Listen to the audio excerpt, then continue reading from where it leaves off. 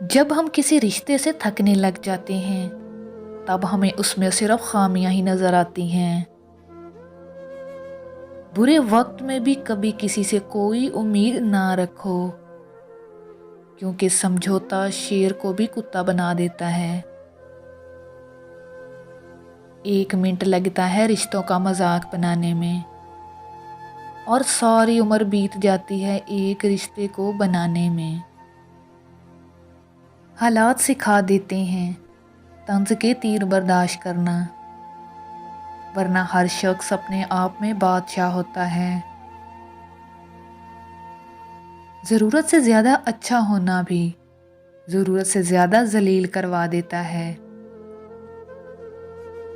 اللہ پاک وہ دکھ بھی ختم کر دیتا ہے جن کے بارے ہمیں یقین ہوتا ہے کہ یہ اب ہمیشہ ہمارے وجود کا حصہ رہیں گے۔ عورت کی خاموشی اس کے چیخ چیخ کر رونے کے برابر ہوتی ہے، کیونکہ اگر وہ بول نہیں رہی تو وہ بہت دکھی ہے، بہت تھک چکی ہے، اور کچھ کہنے کے لیے الفاظ ساتھ نہیں دے رہے۔ کامیاب انسان وہی ہے جسے روٹھے کو منانا اور ٹوٹے ہوئے کو بنانا آتا ہو۔ دنیا میں اگر آئے ہو تو جینے کا ہنر رکھنا، دشمن کا ڈر نہیں، بس اپنوں پہ نظر رکھنا۔ کوئی بھی بد نصیب نہیں ہوتا، بس ہر ایک کا نصیب مختلف ہوتا ہے۔ دل کی تسلی کے لیے اتنا کافی ہے کہ اللہ نے کچھ بہتر سوچا ہوگا۔ انسان بہت کچھ قسمت پر چھوڑ دیتا ہے، جبکہ قسمت بہت کچھ انسان پر چھوڑ دیتی ہے۔ ظلم کے خلاف جتنی دیر سے اٹھو گے اتنی ہی زیادہ قربانیاں دینی پڑیں گی۔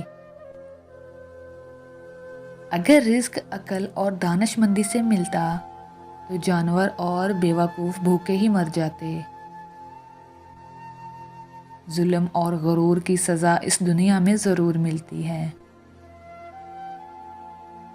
جو تمہارے سامنے اوروں کی برائی کرتا ہے وہ اوروں کے سامنے تمہاری برائی ضرور کرتا ہوگا۔ جس پر نصیحت اثر نہ کرے وہ جان لے کہ اس کا دل ایمان سے خالی ہے۔ اپنے ماں باپ کی خدمت کرو، تمہاری اولاد تمہاری خدمت کرے گی۔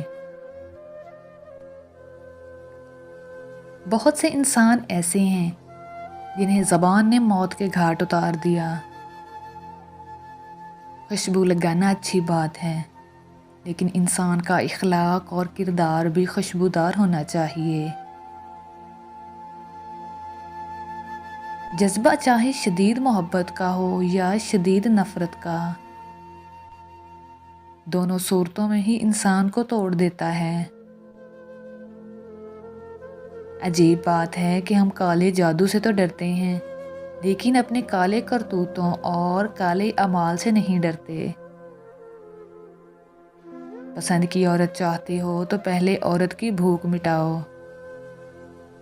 عورت کی بھوک 4 چیزوں سے مٹتی ہے: دولت، شہرت، تعریف اور خوشامد۔